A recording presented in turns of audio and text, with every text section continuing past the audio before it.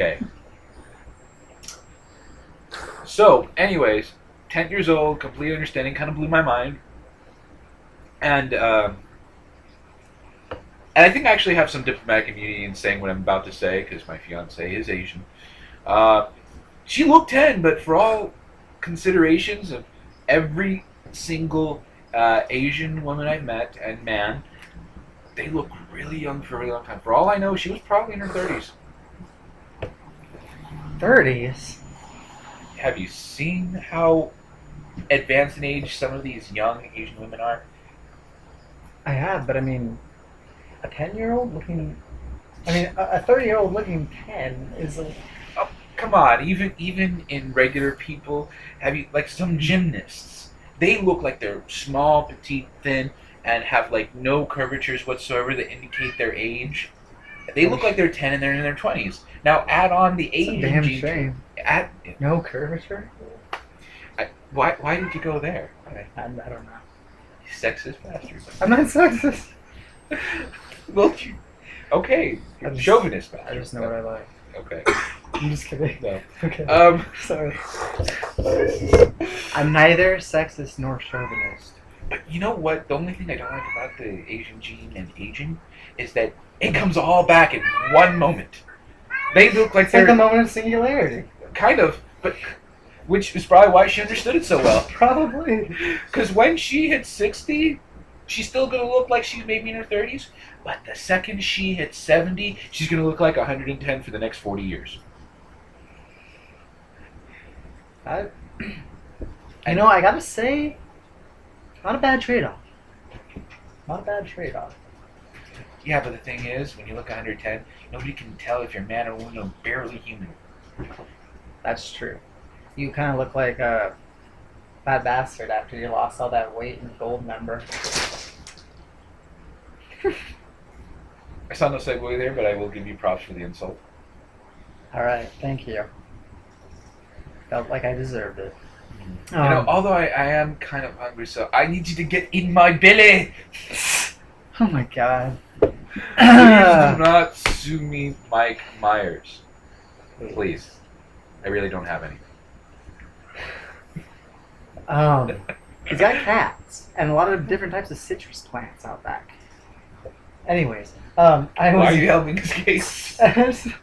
Hey, he might. You're right. Anyways, I was gonna say, since you just dropped a little one of your, what I like to call a priestism. Would you care to add any more? First off, what do you qualify as a priestism? The thing you just did with the fat bastard. You mean impersonation? So priestisms are impersonations or accents? They're accents, impersonations, extreme deviations from the subject at hand, or terrible puns. And the only reason they actually qualify as a priestism is because they come from his mouth. Take that however you will. I'm going off the screen. That one you deserve to go off screen for. By the way, it kind of reminds me, I should explain why when I introduced ourselves I said Crease and Priest. It's because at work, his name is Chris, my name is Priest. Don't sound alike at all, do they?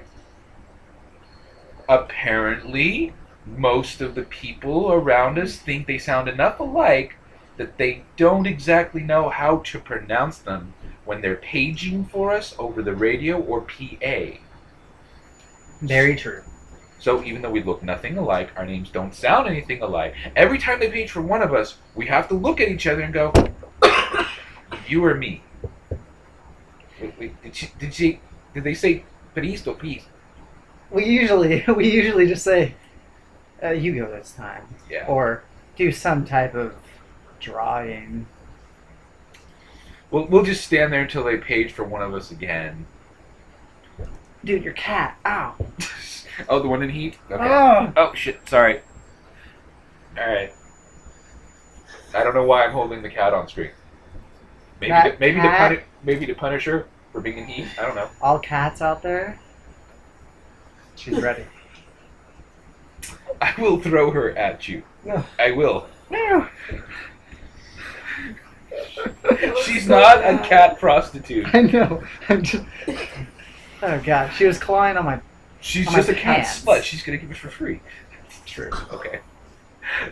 Don't be so upset. Could Could you what? I have another slice of pizza? While we're doing this? Yeah. Oh, okay, I guess. Okay. We have Pizza Hut. Don't know if that means we're gonna get reimbursed for these pizzas by mentioning them online. Giving the thumbs up is not helping our case. You know? This is not product placement. I'm just thirsty because I've been talking a lot. I'm gonna try and hide the label just in case.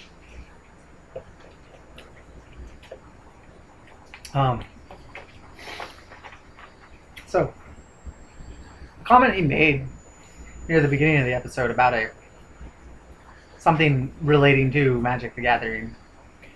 I have my neighbor is a huge Magic the Gathering player and collector. He, or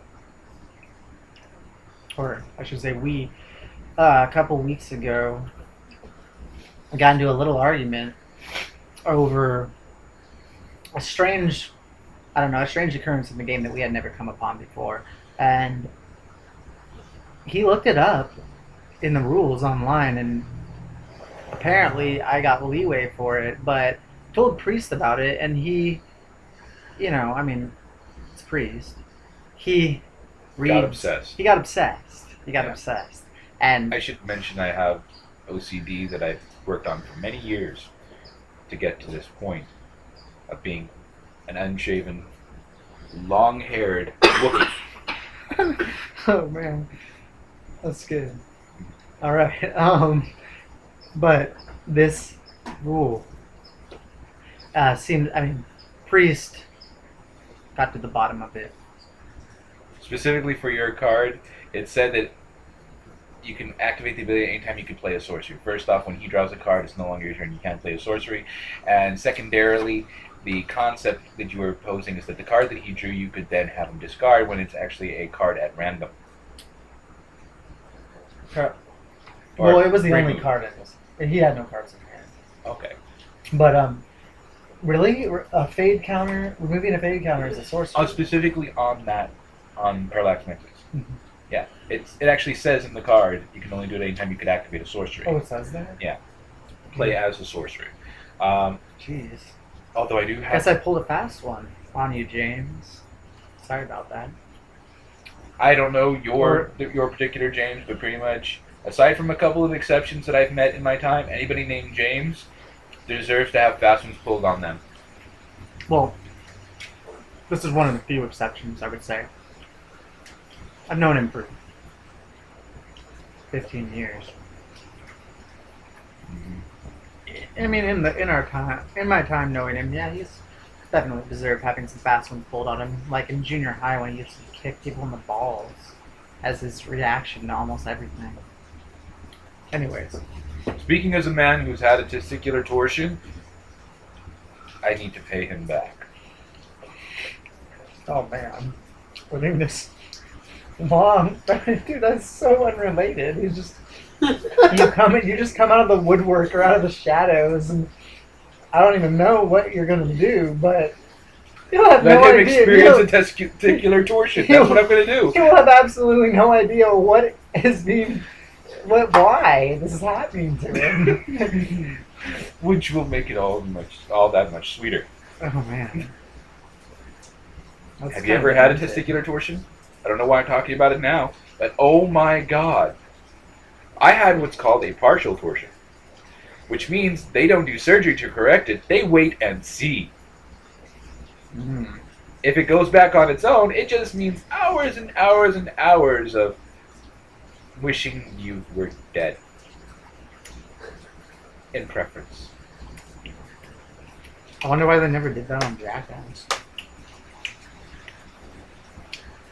Because it didn't happen to them on Jackass. But they should have just tried and purposely done it.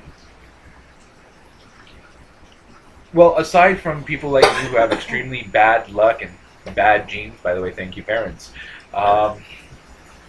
it's actually really difficult to get a torsion, a testicular torsion, because what actually is required for that is the sac and the testy on the inside has to twist inside the sac, thus getting it twisted and contorted around itself. My God. And in order for that to happen, the amount of force that has to hit the sac.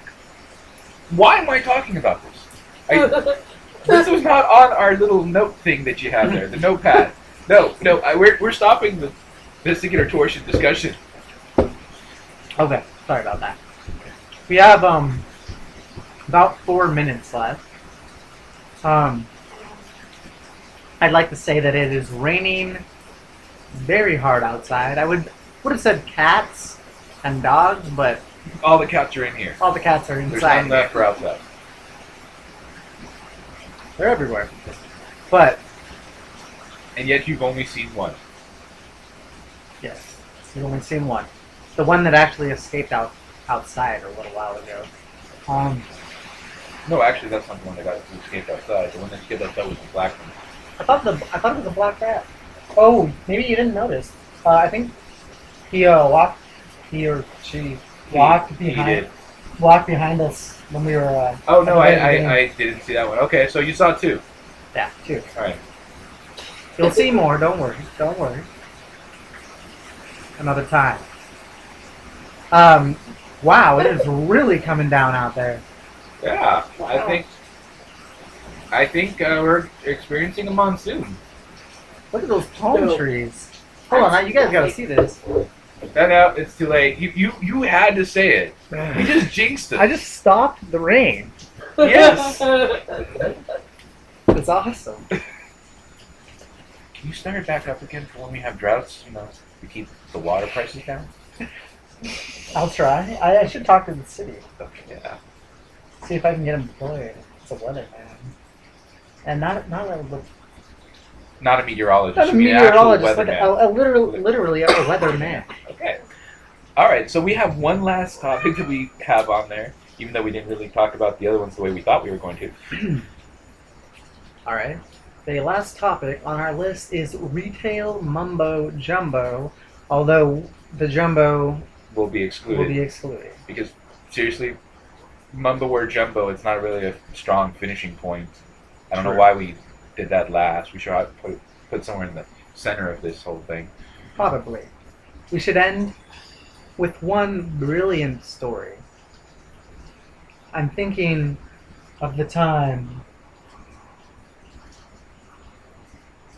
that you said the lyrics to a nice little tune that was stuck in my head all day.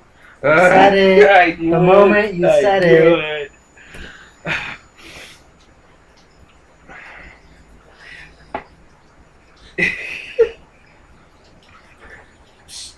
He was thinking about a song that his friend had gotten stuck in his head. And he couldn't remember the actual words, or rather who sang it. And he kind of tried to describe it a little bit. I'm like, oh, you mean Foreigners, I Want to Know What Love Is. It's like, oh my God, yes!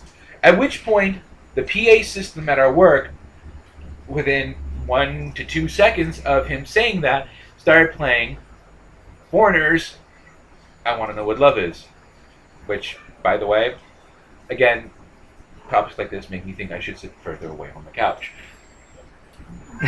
It was pretty incredible.